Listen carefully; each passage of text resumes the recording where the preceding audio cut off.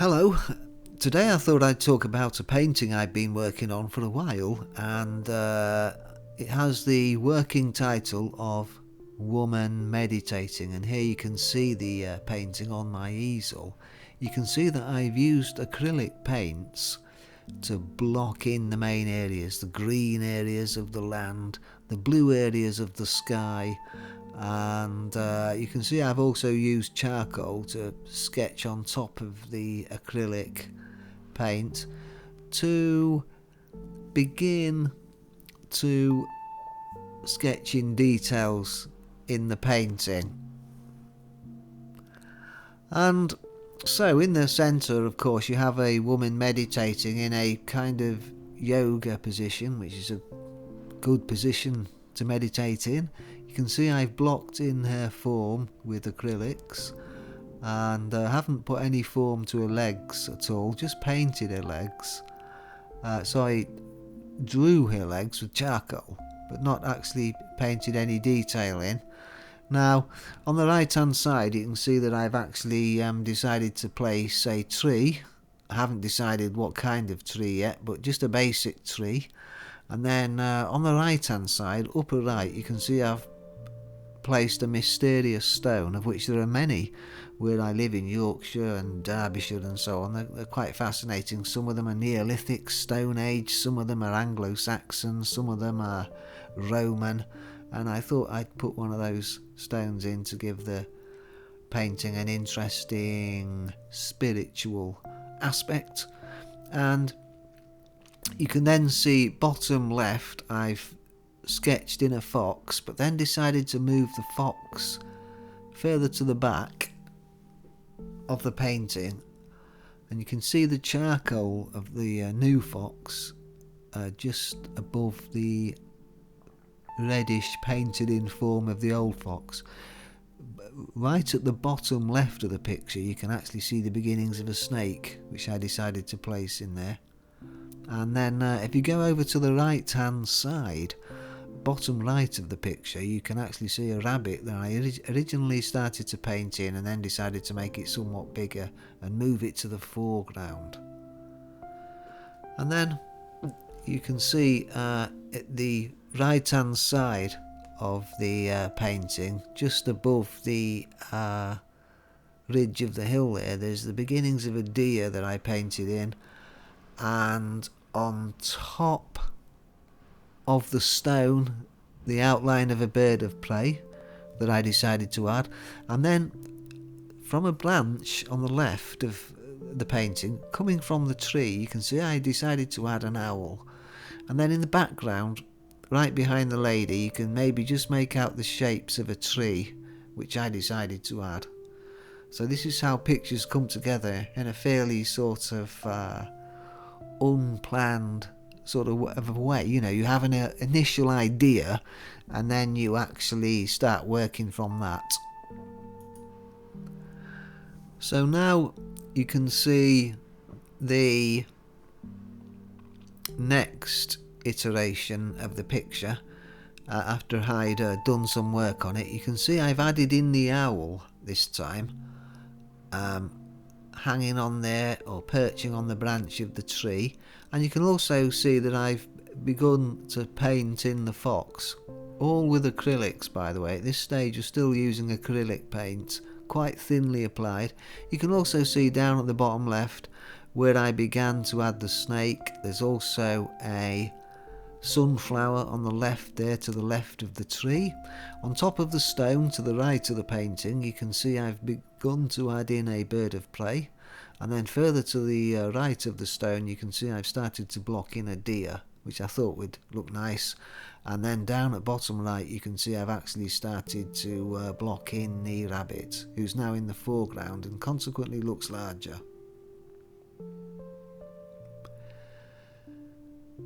You can see that the large blue blocked area of the picture at the back is still indistinct, because I hadn't quite decided what to put there and exactly how to paint it.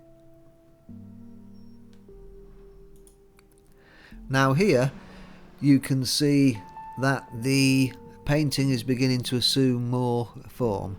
You can see on the left hand side I've decided to make the tree a lightish colour tree, something like a silver birch, which are quite common in Europe, and I also understand North America. And you can see I've blocked in more detail of the owl now. He has some features. You can actually see that he's an owl. Behind him I've blocked in the tree, and you can also see broadly that it's an English or European deciduous tree. And a bit more detail in the fox. You can now pretty clearly see he's a fox with his white bib and his sharp features. And over the fox a couple of what will be flowers in front of him. I've added some more detail at bottom left to the snake, and you can see now that he's beginning to resemble a snake. He is in fact a British species of snake, European species of snake called a adder or viper, which is poisonous. Then in the bottom right hand you can see I've added some more detail to the rabbit. You can see his ears and his bunny-like facial features. You can see I've also blocked in the lady's legs with some colour here for the first time, given her some knees and some feet, and you can see her calves and her shins and so on. And I've also given her some hair as well, some dark hair, which at this point I thought was a good idea.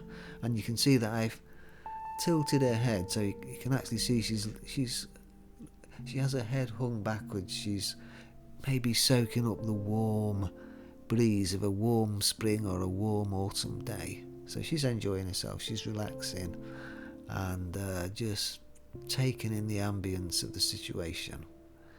You can see I've added in this stone to the right of the lady, you can see I've added a circle there, which is going to be probably a carved feature similar to ones that I've seen in Roman baths and so on, which I thought would accentuate the sense that this is a relaxing time. And I've added some flowers on the right of the painting, just below the deer's head, the beginnings of, I thought, some sunflowers and some British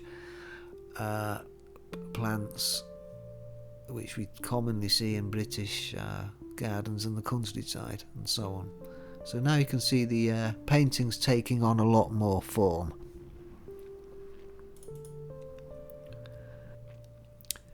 Okay, so now the picture has, as you can see, become quite advanced. Most notably, the tree now behind the lady is a lot more detailed and is beginning to take some form, some bright spots, some shadows and so on. And you can see some plants rising up, probably just in front of the fox and in front of the tree, but behind the lady. You can also see now I've added some detail to the owl, top left. He has some owlish feathers now and some claws.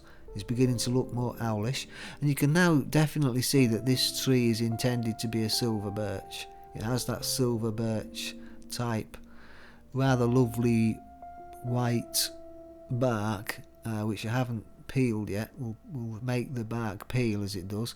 And then at the bottom of the tree you can see I've begun to add some British flowers and plants which are commonly seen. I've also worked up the fox a bit more, so he's a little bit brighter, a little bit more colourful. You can now definitely see there is a fox. And then of course in the bottom left of the painting you can see I've also worked up the snake, the adder or viper, and I think many people would recognise him now as an adder or viper. I've also added at the bottom of the picture, you'll see some daisies, which I thought would be quite nice. They're quite fun to paint. And then in the right hand side, bottom right of the painting, I've also added some marigolds, so I thought they would also look quite nice.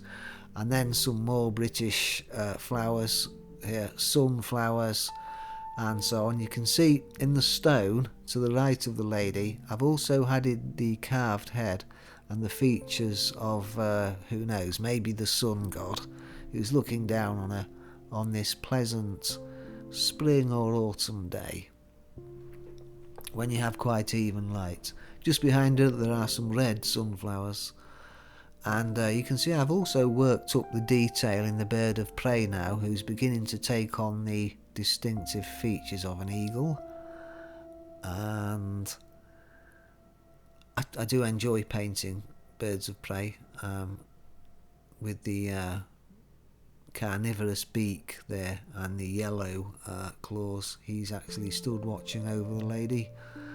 And then you can see on the right hand side I've worked up the features of the deer to make them much more distinct. There's now no doubt that this is a deer, and so he's obviously hidden behind a lot of flowers and undergrowth and so on.